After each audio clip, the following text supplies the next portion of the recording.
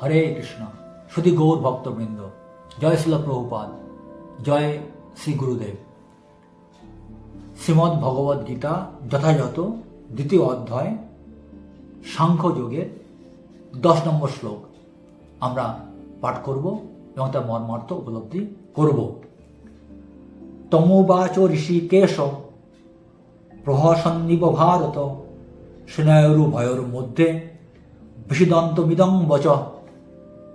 তম তাকে, উবাচ বললেন, ঋষিকেশ ইন্দ্রিয় সময়ের অধিপতি শ্রীকৃষ্ণ প্রহসন হেসে ইব এভাবে, ভারত হে ভরত বংশজ ধৃতরাষ্ট্র, সেনয় সৈন্যদের উভয় পক্ষের মধ্যে মাঝখানে বিষিদন্তম বিষাদগ্রস্ত ইদম এই বচ বাক্য।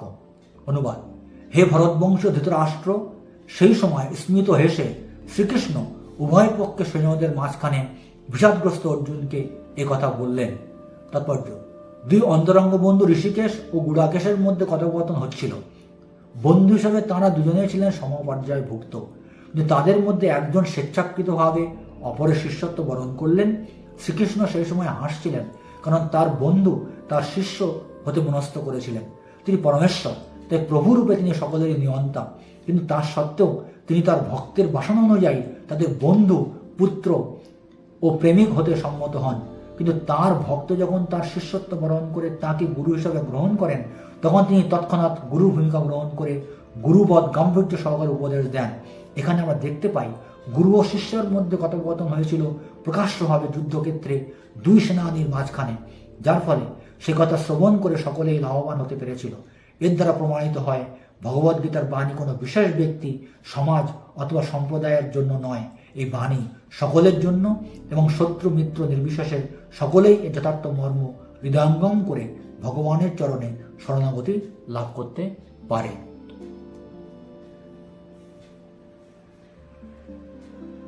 ভগবান শ্রীকৃষ্ণ কে শ্রী অর্জুন গুরুরূপে বরণ করলেন এবং ভগবান শ্রীকৃষ্ণ তাকে যেভাবে পরিচালনা করবেন এখন থেকে তিনি সেভাবে চলবেন, এটা তিনি অঙ্গীকার করলেন, তিনি উপলব্ধি করতে পারলেন। এর আগে অর্জুনের মনে হয়েছিল ভগবান শ্রীকৃষ্ণ তার বন্ধু, তার সখা, কিন্তু এখন ভগবান শ্রীকৃষ্ণের তিনি শিষ্য হতে চাইলেন।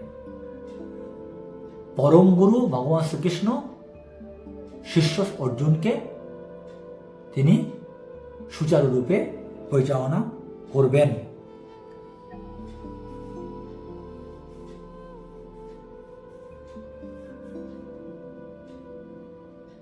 ভগবদ্গীতার এই বাণী কোনো বিশেষ ব্যক্তি বা সমাজ বা সম্প্রদায়ের জন্য নয়।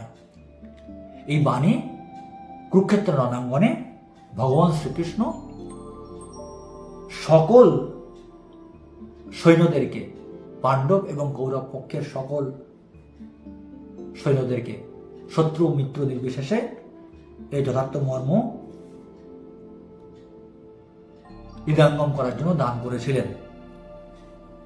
আমাদের কর্তব্য হচ্ছে শ্রী অর্জুনের মতো ভগবদ্গীতার সারমর্ম বা মর্মার্থ উপলব্ধি করে বা ভগবানের নির্দেশ বা আদেশ সৌধার্য করে জীবন পরিচালনা করা এবং ভগবানের চরণে সম্পূর্ণ শরণাগতি লাভ করা। হরে কৃষ্ণ।